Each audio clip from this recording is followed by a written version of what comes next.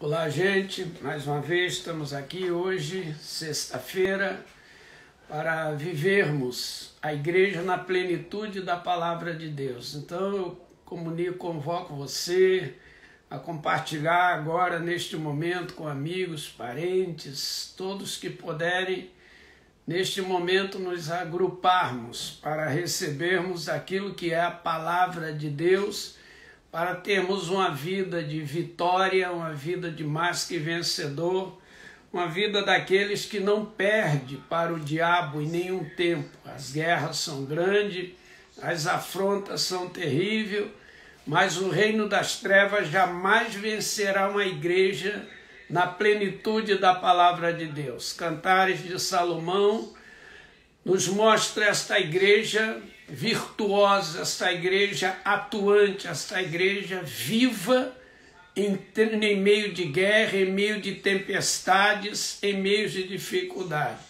Hoje nós queremos concluir as 7 quartas-feiras, ou 7 sexta-feiras, que falaríamos sobre a igreja vivendo na plenitude da palavra de Deus, no livro de Cantares. E quero convocá-los para que na próxima sexta-feira vamos iniciar um trabalho de oração. Oração pelas enfermidades, oração pelos problemas físicos, espirituais, problemas familiares. Vamos enfrentar uma guerra e viver a vitória. Então, nós queremos iniciar com poder de cura divina. Daqui um pouco o Júnior estará conosco, está se preparando ali para entrar ao vivo conosco neste momento, onde vamos compartilhar a igreja na plenitude da palavra de Deus. E isto vai ser relevante mais uma vez na sua vida, um dia de vitória, um dia de paz. Aí está o Júnior está chegando, né? Está ali. Deu uma travadinha, mas já está conosco. E aí, Júnior, como é que está? Tudo bem? Bem, graças a Deus. Estão me ouvindo? Deu uma travada, hein, Júnior? O senhor está travando. Agora ficou bom. Ficou bom? Então vamos lá. Agora ficou legal. Então, Júnior, estamos mais uma vez. Hoje é a 7ª sexta-feira, não é isso? Isso. A 7ª desse, não estudo, mas uma orientação sobre a igreja vivendo a plenitude da palavra no livro de Cantares, né? Onde estudamos, ou lemos, partilhamos coisas excepcionais. E ainda estamos no capítulo 2, olha só, não saímos do capítulo 2, ficamos 1 e 2, do versículo... Alguns versículos, e agora nós estamos no versículo 5. Né? No versículo 5 está trazendo para a gente ainda, queremos meditar nesta palavra. Sustenta-me com passas. Olha que coisa importante é isto aqui. Sustenta-me com passas. Passa é uma uva desidratada, onde é tirado toda a água dela e a acidez dela. Tirando a água dela e a acidez, ela tem vida longa. E ela conserva nela todas as virtudes da uva normal. Só que ela ganha longevidade de vida e passa a servir outras coisas, pratos exóticos, pratos doces, salgados, enfim, praticamente em toda a culinária mundial ela está presente. É um tipo de fruta que está presente nos grandes eventos, nas maiores festas do mundo, né? Então, a uva passa, ela tem um lugar muito especial na palavra de Deus. Quando a Sulamita está dizendo aqui, sustenta-me com passas, na verdade ela está dizendo assim, eu preciso que você me sustente com as promessas. As promessas que foram feitas remotas, antigas, promessas recentes, promessas presentes, promessas que virão lá no futuro, né? Então, sustenta-me com passas é mesmo que sustenta-me com promessa. Então, eu quero que você inicie isso aqui. O que você acha? Certamente você pesquisou alguma coisa.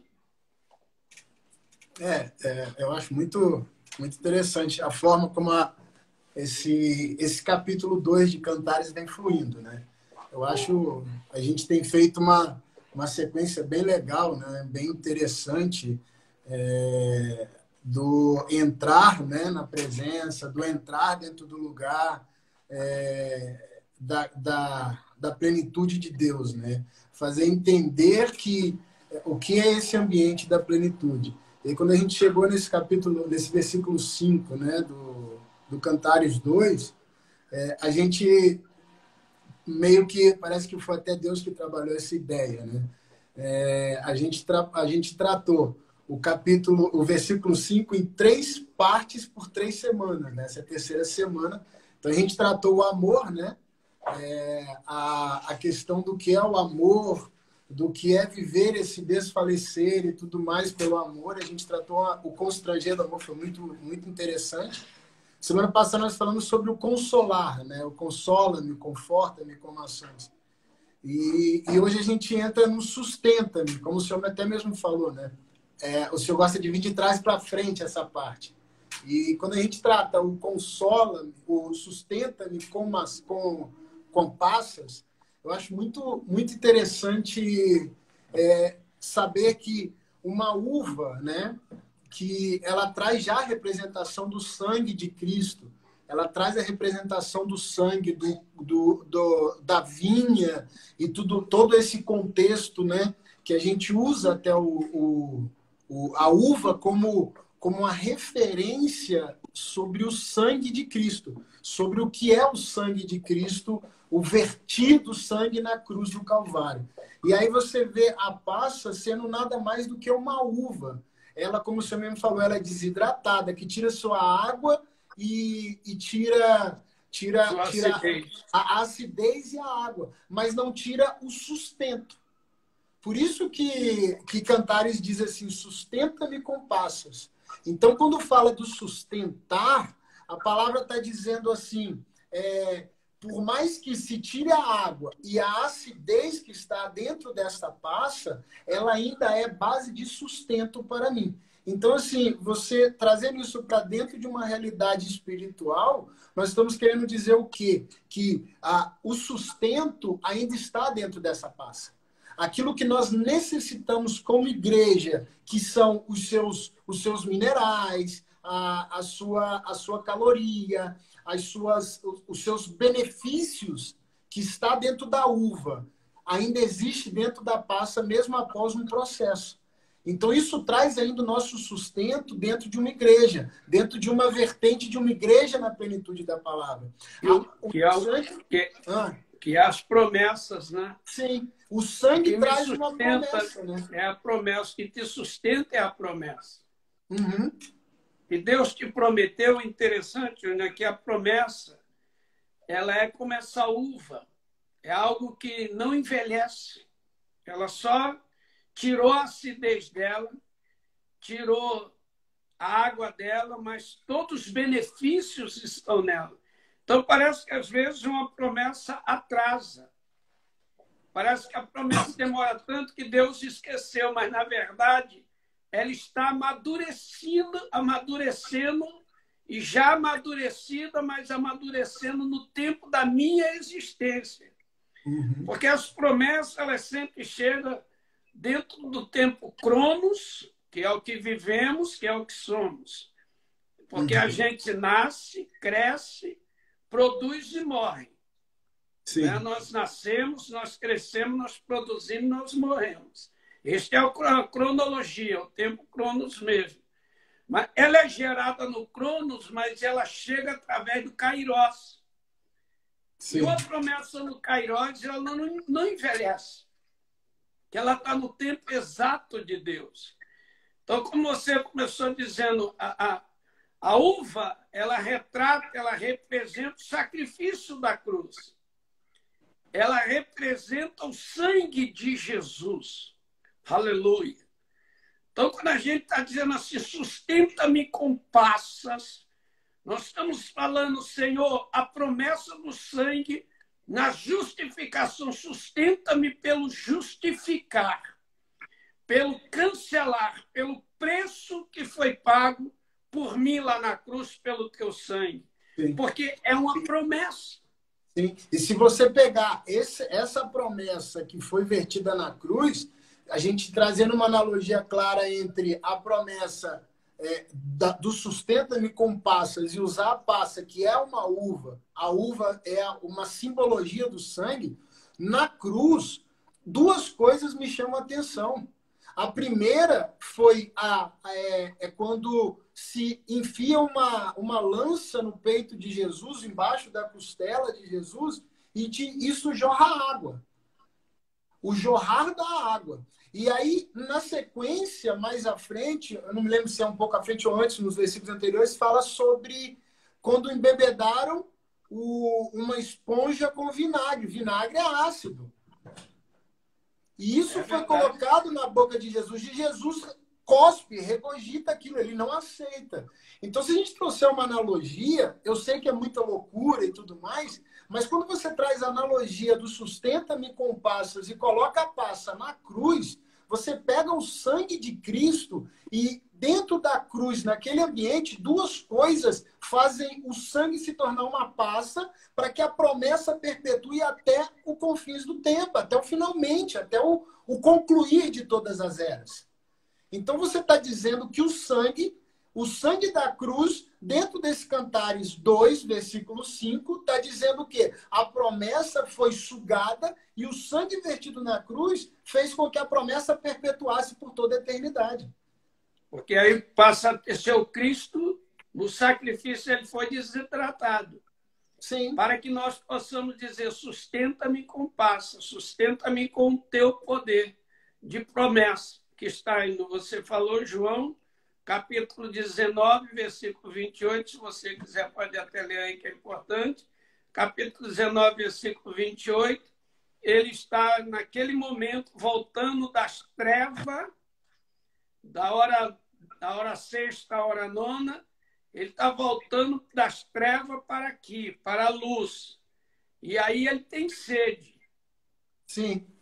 Fala aqui mesmo. E estava, pois, ali um vaso cheio de vinagre, e encheram o vinagre numa esponja e pondo-a num isopo, né? Uma barra, um pedaço de pau, né? E chegaram à boca. E no versículo ele, né, 34... E no 34 diz, e contudo os soldados lhe furaram o lado com uma lança e jorrou sangue e água. Então você vê exatamente isso, né? Na cruz, o sangue, né, vertido se transforma ou se transfigura numa passa. Ou seja, isso se perpetuará. Isso não tem um fim. Se você pegar uma passa hoje, eu achei até interessante que esses dias eu estava vendo lá em casa e eu vi uma passa desidratada que fazia tempo que estava dentro da geladeira. E ela estava com o mesmo cheiro, o mesmo sabor de uma passa nova. Isso prolonga, isso vai além do tempo. Só um parênteses aí. Meu irmão está na live, Otílio Canuto, doutor Otílio. Acabei de ver o nomezinho dele aí. Eu não sei se ele entrou e saiu, mas... Oi, doutor Otílio. Um beijo, cara. Te amo. Saudade de você, irmão.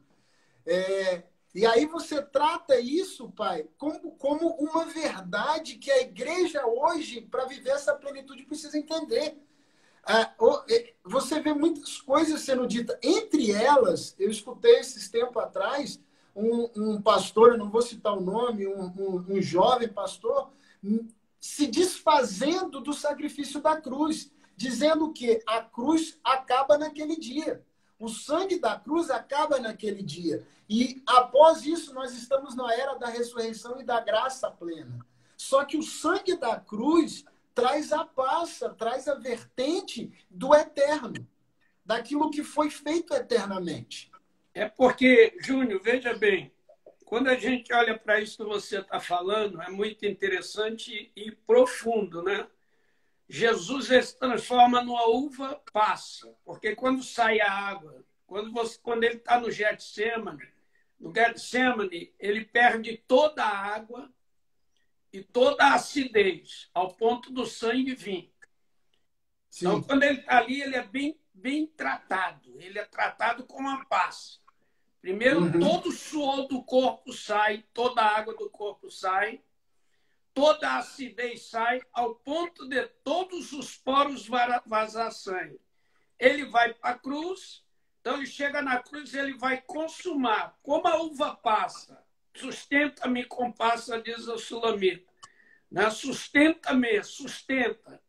Então, como a uva passa, ela cabe em todas as culturas do mundo, espalhado pelos 5 continentes, ela serve de alimento, ela serve de produtos líquidos, né, que são, além de sucos, vinhos e etc., ela se transformando numa passa, ela vai para os pratos mais exóticos. Então, ele está dizendo que Cristo cabe como uma uva divinamente, uma passa de Deus, ele cabe em todas as culturas e ele chega e transforma o sabor daquilo ali. Porque se você colocar uva passa num ambiente cheio de elementos, de vários tipos de elementos, dentro de uma salada, quando você mastigar a passa, ela sobressai.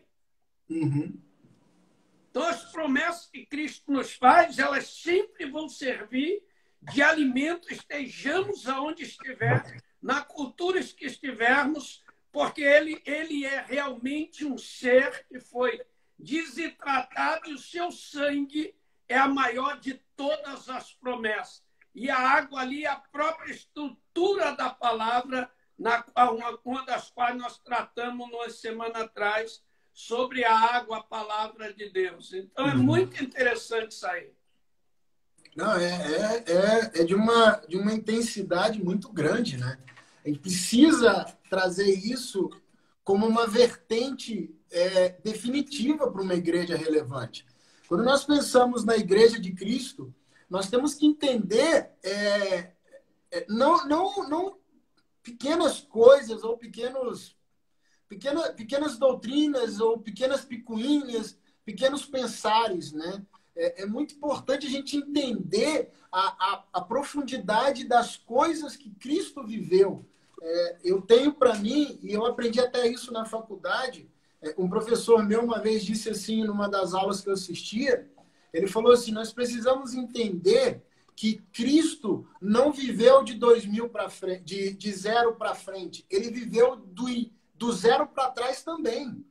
Ele é um Cristo que, se você for estudar a Bíblia, você precisa entender e saber levar a história para dentro da história contada.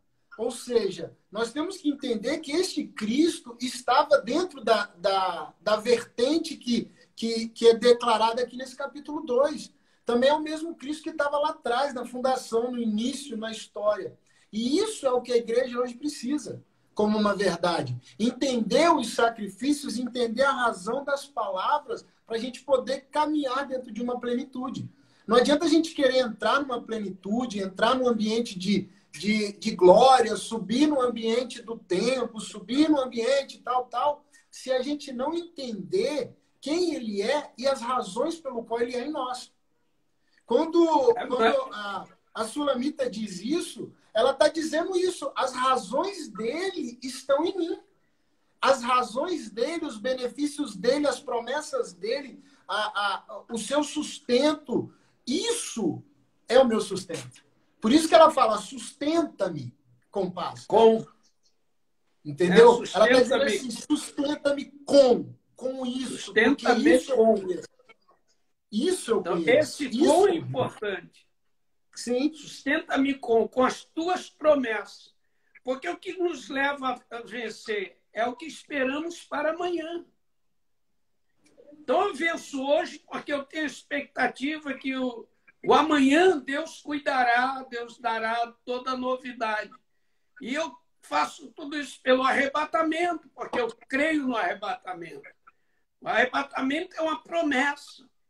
Ele disse, eu vou, mas virei e vos levarei. para que onde eu estou, vocês estejam também. Então, estas promessas é que nos sustenta, que nos faz olhar para o pecado, dizer não para o pecado, que nos faz olhar quando pecamos e nos arrependermos e confessarmos nosso pecado, porque estamos vivendo a plenitude da palavra num banho da promessa, com o desejo de ser sustentado. Sustenta-me com passas, sustenta-me, sustentar. Então, a palavra ela gera isso dentro de nós. Essa convicção de que as trevas não pode prevalecer contra a luz, né? Não vencerá a luz. As trevas não vencerá. O diabo não vencerá Deus. O diabo não vencerá Deus. Os demônios não vencerão os anjos. Então, eu tenho esse conteúdo, essa bagagem de promessa que ele me fez. Ah, meu irmão, vou vencer. Porque a gente tem que apresentar. Queria até, se você puder ir ler Hebreus capítulo 10. Hebreus 10, 21, 22 e 23. Eu acho esses 3 versículos, né, na verdade, a partir do verso 19. Mas, porque o verso 19 ele nos fala que, né, devemos ter a ousadia de entrar no Santo dos Santos pelo sangue de Jesus. Né? E o verso 20 vai dizer pelo eterno caminho que ele consagrou. E o verso 21 vai confirmar que ele é o sacerdote. E tendo um grande sacerdote sobre a casa de Deus, cheguemo-nos com o verdadeiro coração em inteira certeza de fé, tendo os corações purificados da má consciência e o corpo lavado com água limpa. Retenhamos firmes a confissão da nossa esperança, porque fiel é o que prometeu. Então, o que a Sulamita está fazendo? Está mantendo firme a confissão da sua fé. Sim. Mantendo firme a confissão, aquilo que a gente confessou, Cristo é o meu Senhor. Eu tenho que viver isso. Sim. Isso é real mesmo. Essa confissão, né? E quando você chega nesses versículos de Hebreus 10, alinha muito com o que significa a palavra sustentar, né? O sustenta-me vem do verbo sustentar. Aí quando você chega assim, no versículo 22 que diz, né, nesse Hebreus 10, cheguemos-nos a ver com verdadeiro coração e inteira certeza de fé, tendo corações purificados da má consciência e o corpo lavado com água limpa. Retenhamos firmes a confissão da nossa esperança, porque fiel é o que prometeu. Aí se você puxa o estudo do que é a palavra sustentar, nós vamos entender que sustentar, ela traz algumas vertentes. Algumas coisas que este versículo, principalmente 23 e 24 ali, diz, acho que é o 22, 23 e 24, é o 22 e 23, isso, 22 e 23, principalmente esses dois, eles trazem uma coisa muito legal, porque o que é sustentar? Sustentar, eu até anotei aqui, sustentar é evitar uma queda. Então, quando você entende o que a Sulamita está dizendo e o que esse capítulo 10, esses versículos aqui estão dizendo, é que eu posso, quando eu entendo que o sustentar está em mim e que eu estou aceitando esse sustento pela passa, pela promessa, pelo sangue desidratado da cruz, eu estou dizendo que eu vou ser firme, eu vou ser constante, eu vou ter uma confissão da nossa esperança, porque Ele é fiel. E esse sustento, ele é tão verdadeiro, tão genuíno, que ele vai evitar a minha queda. Por maior que venha a situação, por maior que venham as doenças, por maior que venham as crises, por maior que seja essa crise do corona, do Covid, por maior que seja, ainda assim ela é o nosso sustento e ela me evita cair. Ela me evita, como igreja, a desmoronar, a não ter mais sequência. Ela vai evitar isso em nós. Um outro significado é manter o equilíbrio. Manter. Uma outra coisa que o sustentar traz para nós é o manter o equilíbrio. Quando nós entendemos e absorvemos isso para dentro da nossa vida espiritual como igreja, entender a plenitude de uma igreja, nós estamos mantidos em equilíbrio. Pode vir o que vier, o equilíbrio se mantém, o equilíbrio se estabelece. A coisa vai ser confrontante, mas nós estaremos equilibrados para fazer, equilibrados para agir, equilibrados para tomar uma decisão. Isso é importante. Por isso que nós temos que entender, quando ela diz assim, sustenta-me com passas, ela está dizendo o quê? Eu vou ser equilibrada. Eu vou entender o meu sacrifício. Eu estou sendo entregue como para pagar uma dívida. E a igreja precisa entender o equilíbrio da ação dela e da postura dela. Se a igreja não se entrega como a Sulamita se entregou para pagar uma dívida, nós estamos perdendo a razão desse equilíbrio, a razão da não queda, a razão do estar formado e alinhado. É verdade, porque você... Rapaz, é tão profundo esse negócio, porque ela é um bem de penhora. Ela está pagando uma dívida. Ela entende a razão do equilíbrio. Ela está dizendo assim, me sustenta, porque eu preciso entender, eu preciso compreender. Eu não posso falhar, eu não posso errar, porque a minha razão de estar aqui é uma dívida que precisa ser paga. A igreja está na terra para cumprir uma promessa. O propósito da cruz. Para cumprir a dívida da cruz paga lá atrás. O propósito da cruz é a igreja na terra no dia de hoje. A plenitude da igreja é o sustenta-me, é o evitar a queda, é o não deixar com que o mundo desfaleça, é evitar que o mundo se sucumba nas situações e também para manter e trazer um equilíbrio nessa terra. Se a igreja não se posiciona entendendo a cruz lá atrás e vivendo o sangue desidratado na cruz, meu Deus, perdemos a essência. É porque a plenitude é justamente isso, é o completo. E a Sulamita, ela está vivendo esse momento.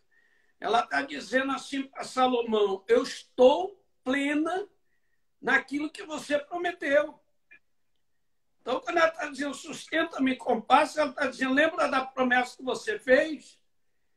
Lembra do compromisso que você assumiu?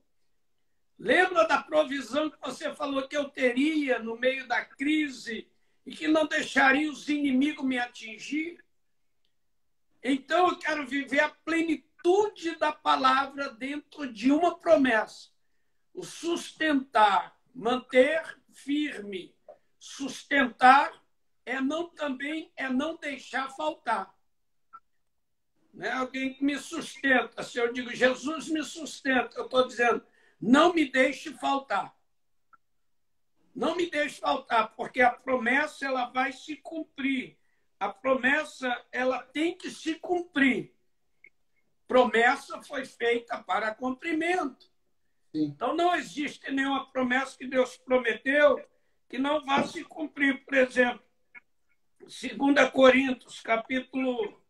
É interessante isso aqui, porque no capítulo 1, versículo 18 e 19, é muito importante isso aqui, 2 Coríntios, capítulo 1, 18, 19 e 20, é melhor, porque nos traz alguma coisa que nos chama para dentro.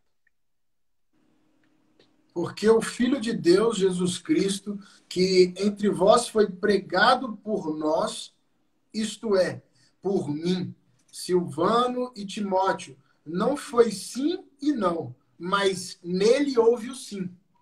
Porque todas quantas promessas há de Deus, senão nele sim, e por ele o amém, para a glória de Deus por nós. Aleluia! Olha o que ela está dizendo. Como igreja, ela está revelando isso aqui. Não só a minha Silvana Timóteo, mas não é o sim nem o não. Está entendendo? Por ele é o amém. O amém é o quê? Se seja. Está feito. Você quer? Eu te sustento. Você precisa? Eu sou o teu sustento. Eu sou o teu equilíbrio. Eu te Sim. mantenho forte, sólido. Então, a cruz, ela faz falta. Porque a igreja, ela vive de momentos. A igreja, ela tem que voltar para o original, daquilo que é o sustento da palavra. Aquilo que é as promessas. Cara, se a gente viver as promessas de Deus, nada vai mudar a gente. Porque as promessas, lê, medita isso aí. Libera alguma coisa aí para a galera que está te ouvindo aí. Era muito interessante, né? Quando o senhor falou assim, principalmente quando o senhor puxou, né? Nele está o sim e por ele o amém, né? Aí eu dei uma pesquisa rápida aqui, só corri aqui para dar uma olhada, a expressão amém, né? A importância dessa expressão. A expressão amém é uma concordância incondicional. Ela é incondicional. Não existem condições para isso. Então, quando você entende que esse amém, né, por ele é o amém, é uma concordância incondicional nele. Não tem condições, não tem condicional, não tem consoante, não tem nada. É incondicional. Nada vem. Nada pode atrapalhar se você entender o que ele é. Acabou. As razões pelo que ele é. Aí você olha essa dinamicidade, essa grandiosidade que estão nessas promessas, sabe? A grandiosidade que está dentro disso, a fluência, esse fluir direto de promessa que há em Deus. E eu acho legal que não é em Deus, né? A de Deus. Então as promessas são do Pai, as promessas estão no Pai e elas fluem até nós. Elas fluem até nós porque o sim é dele. Porque ele já declarou o sim lá na cruz. O sangue dele já foi desidratado suficientemente pelo tempo. Quando o senhor começou a falar ali que primeiro foi lá no Getsemane, que começou a desidratação dele. Então, a gente vê que existia um processo, existia um tempo, existia uma fluência até chegar ao momento ideal em que a Páscoa estava pronta. Tem um Jesus só tratamento. poderia entregar o sangue dele purificante e purificado inteiro. É meio parece até meio esquisito, herege falar uma coisa dessa, mas não é. Entendam, o sangue de Cristo passou pela purificação, pela limpeza, pela desidratação para que nós pudéssemos ter isso completamente. Semana passada o senhor citou um tema, um versículo que o senhor tem por base, né? Que é o último versículo de Mateus, se eu não me engano. 28. Isso, versículo Mateus 28, 20. Isso, 28, 20, que fala sobre isso. Ele só pode dizer que ele estará conosco até a consumação dos séculos, mediante o sangue desidratado até a hora que ele grita, está consumado, e a ti eu te entrego tudo. Somente ali, então houve uma corrente até chegar a esse ambiente. Houve um tempo até chegar a este lugar. E aí aí você lê esses dois versículos, porque o Filho de Deus, Jesus Cristo, que entre vós foi pregado por nós. Então ele veio até nós. Entre vós, no ambiente. Entre vós, Ele foi pregado por nós. Por nós. Então, é como se Deus liberasse e falasse assim, vai para o meio deles, para eles. Não basta...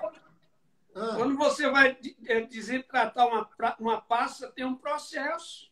Sim. Não é espremer ela e tirar, você sai o ácido, sai a água. Não é. É um processo que ela passa de temperatura. É um processo que ela passa, não é prensada, mas é temperatura. Ela não pode rachar, ela não pode quebrar nenhuma a parte de cima, a casca dela, porque senão não serve mais. Por que não quebraram os ossos de Jesus? Porque ele precisava estar inteiro. Ele não podia estar ser inteiro. Ele não pode ser quebrado. Se você pegar uma uva, vai fazer um vinho.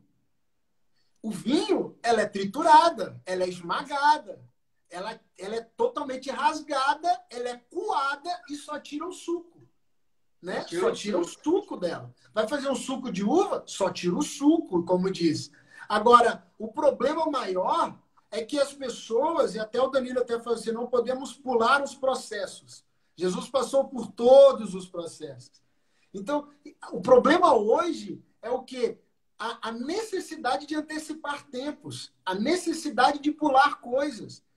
Tem uma coisa que o Thiago Brunet fala, e eu e a Jaque, a gente está assistindo, fazendo um curso com ele, e uma das coisas que ele fala sobre a lagarta até chegar à borboleta.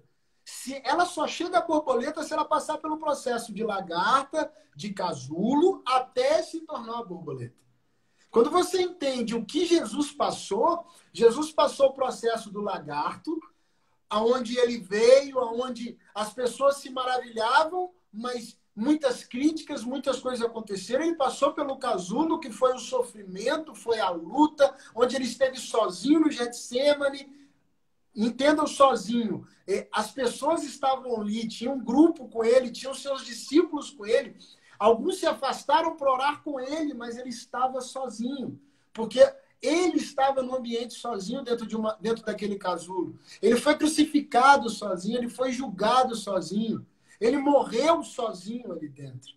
Mas quando ele ressuscita, a glória se estabelece, o Espírito se estabelece e a beleza da unção de Cristo é mostrada para os dias de hoje. Então nós precisamos entender o que é o processo.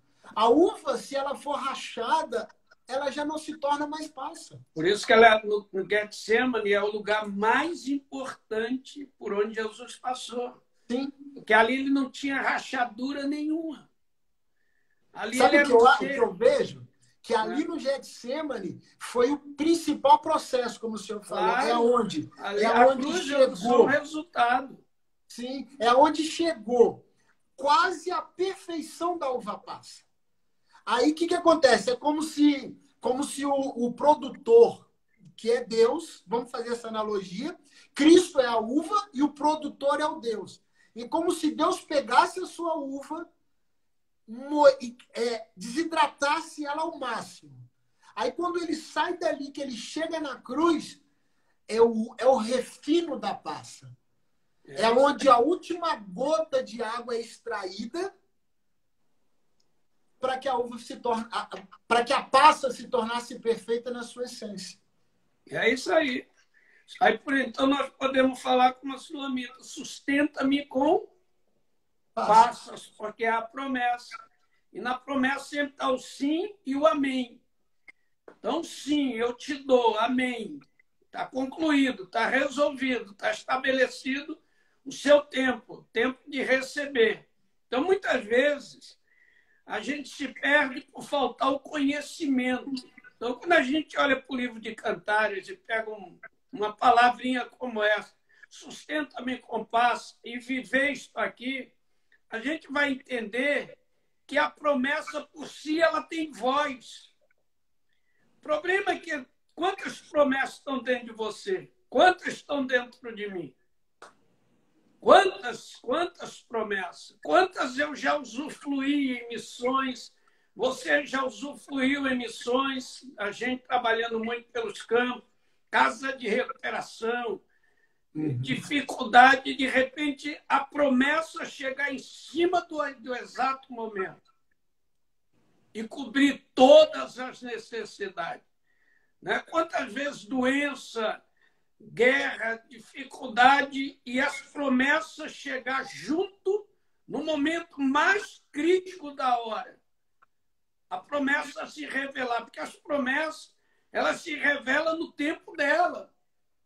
Então, o tempo dela, ela estabelece o propósito de Deus. Então, quando a sulamita está dizendo, sustenta-me com paz, ela está dizendo, olha, eu preciso do que foi prometido. Eu preciso, porque a promessa ela tem voz. Isso aqui é tão claro no livro do Gênesis. Cara, no livro do Gênesis, né, isso aqui tem voz. Sim. Ela tem voz quando a Agar pega e coloca o menino para morrer embaixo do arbusto. Deixa Ismael para morrer, né? Deixa Ismael para morrer. Uma coisa ali que é interessante, acho que está no capítulo 21, né, de Gênesis, versículo 15, 14, Abraão levanta de madrugada. Olha só, isso aí é importante. Gente, você que está compartilhando com a gente nesse momento, que está ouvindo, o Júnior está lendo ali alguns nomes de vez em quando, mas passou aí até o Giovanni Valentino lá da Itália. Sim. Então, passou vários por aí. Olha bem, preste atenção no que é a palavra de Deus. Palavra de Deus, eu sei que ouvir a palavra de Deus, quando ela está sendo falada com clareza e com certeza, as pessoas se apegam muito a certas coisas, né? Certos movimentos que são realizações daquilo que está escrito. Então, Deus prometeu te curar. Hoje, nós vamos liberar a cura aqui.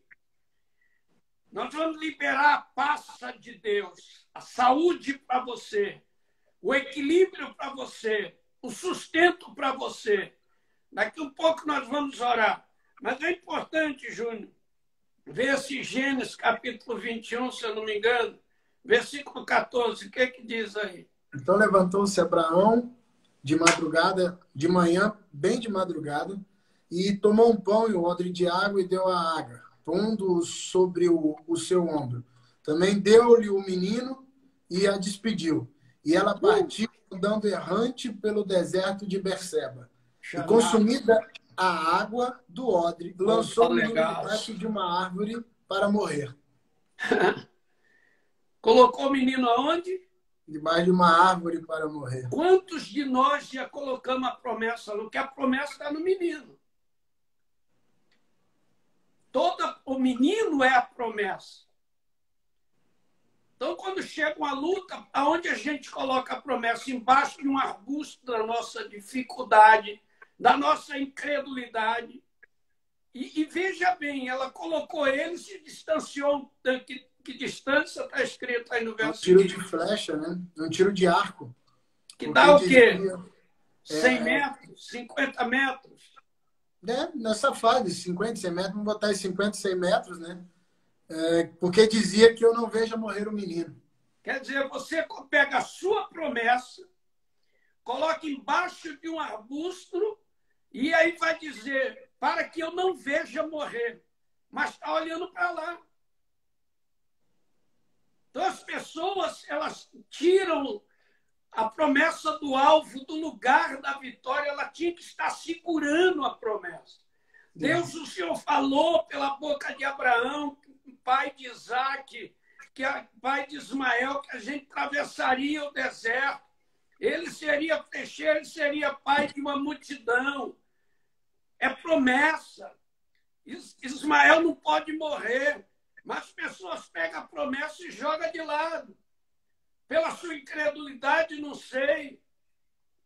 Pelas suas incertezas, não sei. Pelos seus medos, não sei. Pela falta de conhecimento, talvez. Mas o conhecimento é pregado, é ensinado. Nós estamos acabando de dizer, sustenta-me com paz. Você que está com a promessa viva dentro de você, deixe essa promessa te sustentar. Sim. Puxe essa promessa para dentro de você. Deus falou que tu e a tua casa servirá ao Senhor. O diabo não pode mudar isso. Deus falou que vai te curar. Não importa se o câncer piorou. Não importa se Covid piorou. Deus vai te curar. Aleluia. Não pega a promessa e joga embaixo de um arbusto da sua dúvida, do seu medo, da sua incerteza. Faça como a Sulamita, sustenta-me com esta promessa. E o versículo seguinte vai dizer o que aí? E ouviu a Deus a voz do menino e bradou um anjo de Deus a Agar desde os céus e lhe disse, que tens, Agar? Não temas, porque Deus ouviu a voz do menino desde o lugar onde ele está. A promessa tem voz, meu irmão. Sim. Ela jogou lá e a promessa falou. Deus poderia falar, eu ouvi a tua voz. Não, ele está dizendo, eu ouvi a voz do menino. Então parece que o menino lá embaixo, morrendo, nos seus últimos respiros, suspiro, ele falou, Deus, lembra da promessa feita a meu pai, que eu seria. E eu não posso morrer, porque se eu morrer, a promessa não se cumpre. Sim. O sonho não se realiza, a tua palavra vira mentira. E aí Deus manda o anjo brada do céu e dizaga o que está fazendo. Olha aí, está escrito aí. Ele fala mesmo, ele brada dizendo o que tens, o que está acontecendo. Porque Deus ouviu a voz do menino de onde ele está. Aí o que aconteceu? Da onde ele está? Sabe o que está dizendo? Aonde você colocou a promessa, Deus está ouvindo o grito dela. Sim. Eu vejo promessa como ação e reação do céu.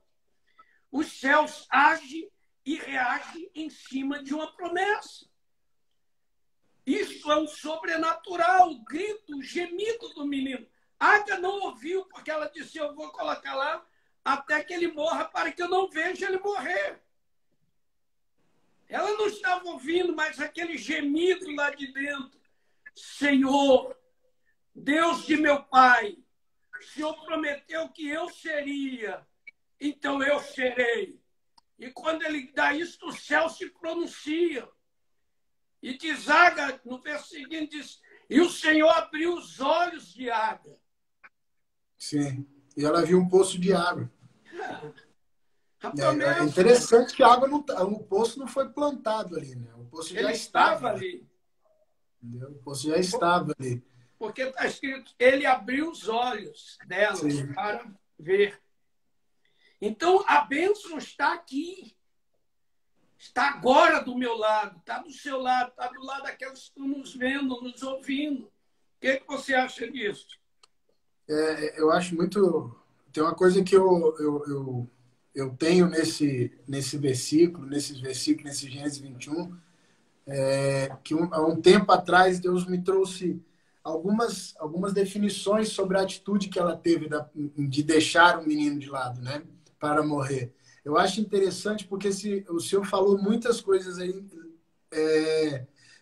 circunstâncias, né, seus medos, suas incertezas, suas dúvidas, mas tem uma coisa que eu acho interessante aqui também, que se o senhor olhar, no deserto é um lugar quente e frio.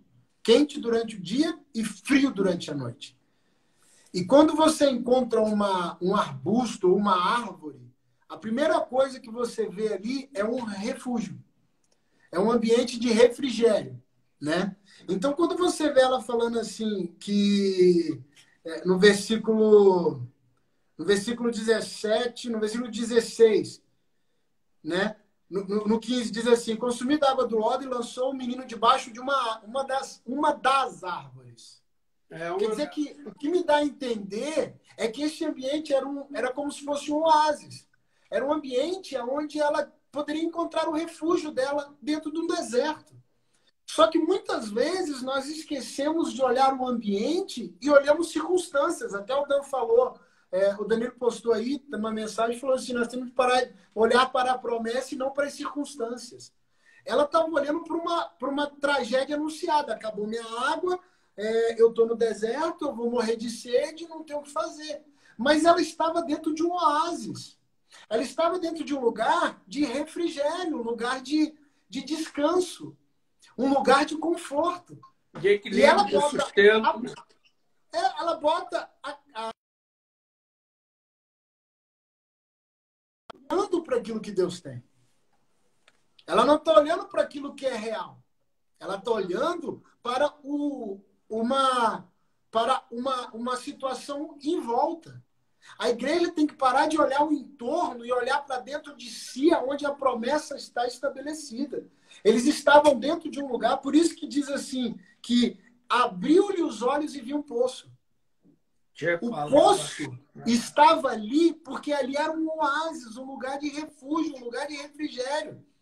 O poço, se você pesquisar na internet e ver os desertos, poço só é estabelecido no deserto, no meio do oásis.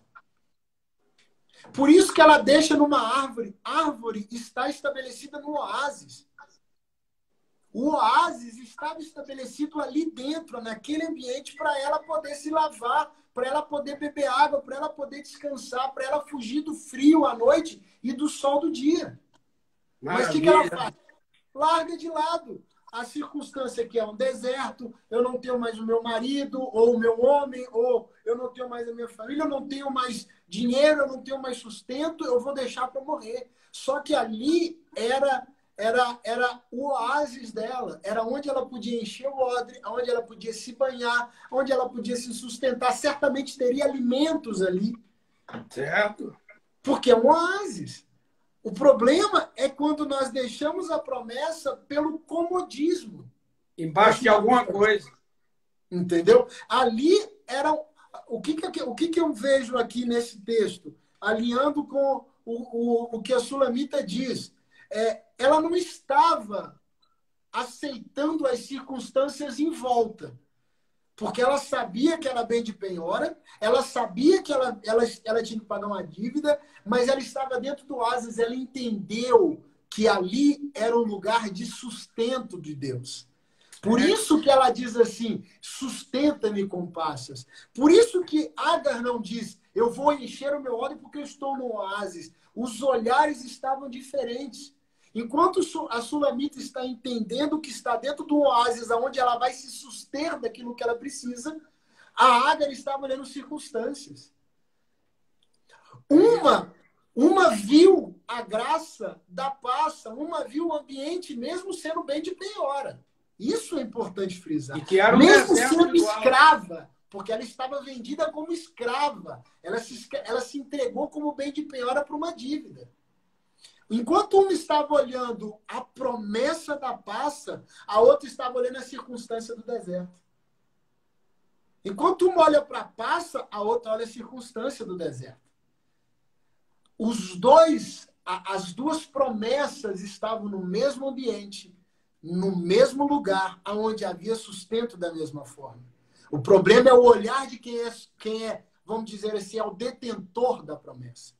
Se o detentor da promessa entende que está dentro de um oásis, onde eu vou encontrar refrigério, conforto, água, a minha paz estabelecida, eu não vou olhar para as circunstâncias para deixar uma promessa morrer. Agar olhou para a circunstância, Sulamita olhou para Passas e disse, cara, eu estou dentro do lugar onde o sustento virá, onde eu viverei a graça, onde eu viverei o ambiente, onde eu conseguirei o que eu preciso. E uma coisa interessante é quando Deus fala, Deus diz para ela, mostra para o poço, ela diz assim, toma e dá de beber ao menino, ao rapaz, dá água para ele. Quer dizer, você tem que sustentar a promessa. Não adianta você viver uma crença onde você não sustenta aquilo que Deus te deu, onde você não mantém aquilo dentro de você como alguma coisa que te alimenta, que a sua promessa tem voz. Então eu quero, neste momento, fazer uma oração de quebra de legalidades, uma oração de quebra de incredulidade, uma oração de quebra de dúvida. Talvez você que está me ouvindo o Júnior, está aí subjugado ao medo, subjugado a um distanciamento daquilo que Deus te prometeu. Talvez você está preso a um trauma, uma decepção até ministerial ocorrida na sua vida. Talvez você está preso a alguma coisa e você já encostou a promessa, porque acha que você não é digno e nem merecedor, muitas vezes. E isto, Agar, nós não sabemos o que aconteceu tudo por dentro dela. Ela jogou a promessa lá. Mas sabemos o que aconteceu tudo por dentro da Sulamita. Sustenta-me com passas. Sustenta-me com aquilo que prometeste. Se falaste, seja cumpridor do que me prometeu. Deus jamais vai mentir. A Bíblia diz em Hebreus capítulo 6, versículo 13 ao 15, quando ele faz a promessa a Abraão, ele diz: e não havendo por ninguém superior a Deus para jurar, ele jurou por si mesmo e disse: Abraão, se eu falhar, me corte no meio, me encerre no meio. Eu assumo a responsabilidade entre eu e você. Eu cumprirei a minha promessa. A minha aliança contigo está estabelecida e ninguém vai quebrar isto. Então, neste momento, eu quero orar com você. Eu e Júnior queremos orar com você. Ó Deus, eu libero a unção da promessa sobre a tua igreja para viver a plenitude da tua palavra. Eu quebro toda a legalidade, toda a força do diabo, toda a incredulidade, toda a armadilha do diabo caia por terra agora, em nome de Jesus. Libera a tua igreja, libera as passas para a igreja agora, libera as uvas desidratadas para a igreja agora, libera o Cristo do Getsemane, o Cristo da cruz, o sangue purificador e regenerador e revigorador de vida seja sobre a tua igreja na plenitude da palavra. Aleluia. Aleluia. Aleluia. Aleluia. Amém. Que muita gente comentando aí, eu estou vendo por aqui. Tem um pessoal postando bastante coisa aí, né? O pessoal tá compartilhando aí esse aprendizado, né? É muito válido a gente entender esse lugar nosso. Entender que as promessas não são pequenas, né? E elas são feitas num preço bem alto a ser pago. E se a gente entender o que a promessa é, o que o sustento traz pela promessa, né? É muito legal isso. É muito interessante isso, né? A gente precisa entender o que a Sulamita falou. Sustenta-me com a passa. Entendeu? Sustenta-me com passas. Então, o sustento, ele vem da promessa, ele vem na promessa, ele vem com a promessa. A gente precisa entender isso. Não é porque as coisas estão difíceis, estão complicadas, que nós vamos perder esse lugar da promessa. Né, sabe? A gente tem caminhos a seguir, a gente tem escolhas a fazer. E quando nós escolhemos como a Sulamita, nós vivemos o sustento dessa passa. A gente vive o consolo da maçã e nós nos entregamos em amor. Sabe? Isso é uma verdade da igreja. Nós precisamos viver esses três pontos para entender o que nós podemos e como nós iremos. É muito bom entender isso, é muito bom viver isso. Rapaz, eu estou aqui movido pelo Espírito Santo. Eu creio que na próxima semana a gente vai entrar com essa palavra, a promessa de gerar um milagre nas pessoas. Nós vamos puxar um pouco mais sobre isso aqui para curar o corpo físico, o mental e o espiritual das pessoas. Sexta-feira nós vamos entrar numa área de libertação, de cura geral. Júnior, estamos no finalzinho. Estamos aí. Eu vou encerrando por aqui. Beijo para todo mundo aí. Vocês foram maravilhosos aí, participação. Um beijo no coração de todos. O pessoal até da Bélgica, o Giovanni postando aí. Muita alegria mesmo. Deus abençoe grandemente. Eu saio daqui. Um beijo no coração. Fecha aí, pai. Tchau, tchau, gente. Fui. Deus abençoe. E que a unção e a graça esteja sobre todos nós. Gente, sexta-feira queremos trazer milagre, gerar milagre. Convida seus amigos, parentes, vizinhos, todos que estão enfermos, que o milagre vai acontecer e a unção vai descer sobre vocês. Nós estamos vivendo dias de unção, dia de glória. Creia nisto, sustenta-me com paz, consola-me com maçã e eu me rendo em amor. Que Deus lhe abençoe.